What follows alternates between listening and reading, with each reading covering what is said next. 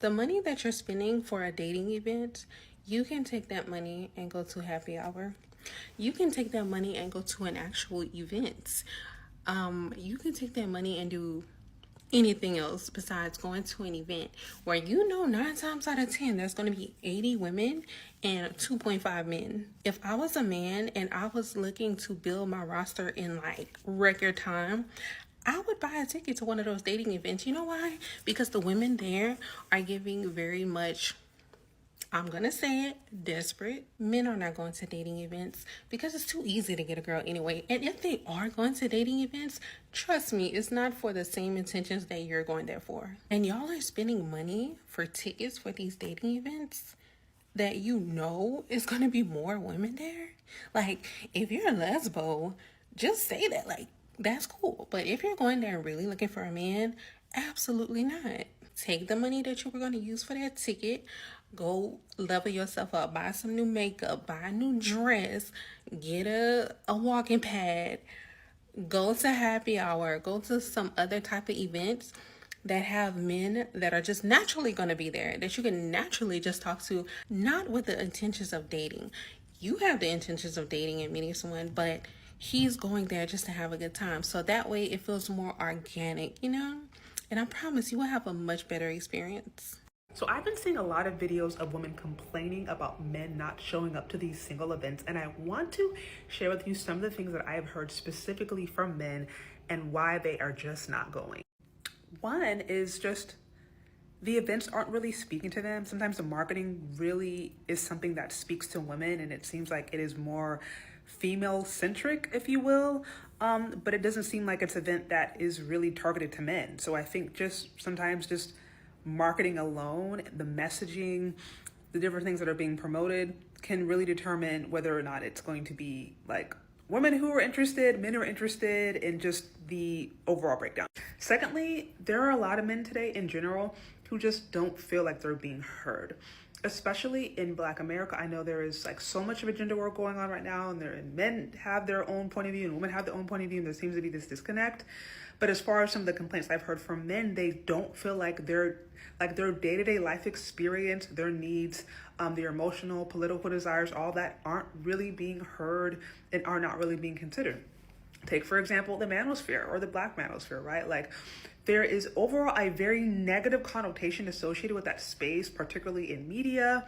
We just had that movie come out recently about the manosphere. And so there's all this fear mongering behind it, but there hasn't really been a genuine desire to want to look at some of the actual scholarship that is coming out of that space that is legitimate. Like, not everybody there is good. We know that there are obviously some toxic people in the space, but there are also some solid voices. There are also some, educators, different people who actually have legitimate concerns that they've raised with respect to men, but that thing just gets shut down. So like, that's just one of like small examples as men aren't necessarily feeling like they're being heard, like their interests really even matter, particularly Black men.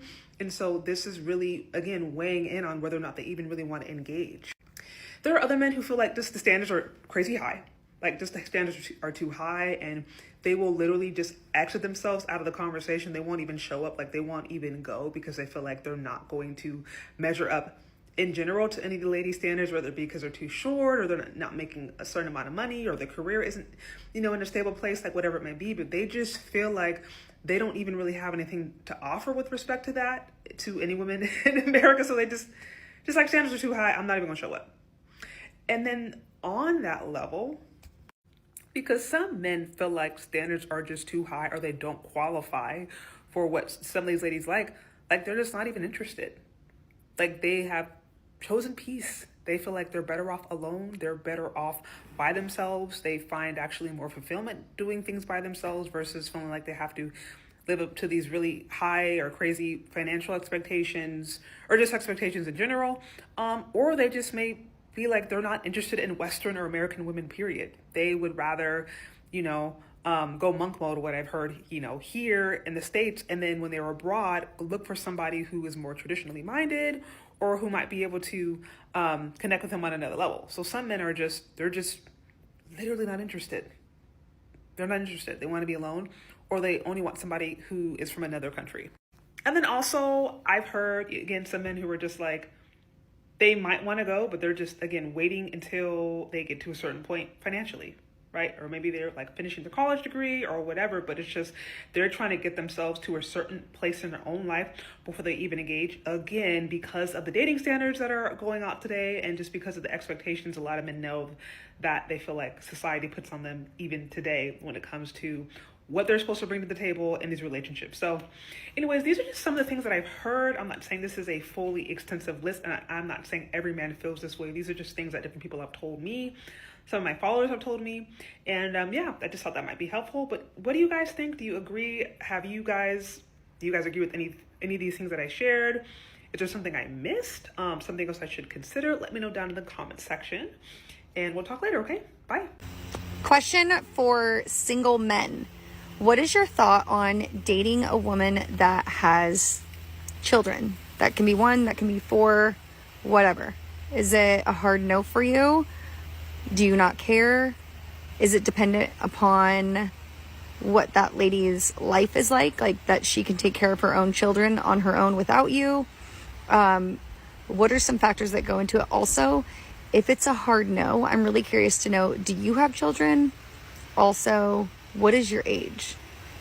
As you get older, I would assume if you're wanting women the same age as you or around there, a lot of them are going to have children. They will have been divorced. If they're in their late 30s and they don't, or they've never been married or whatever, and I think the same for men, kind of a red flag.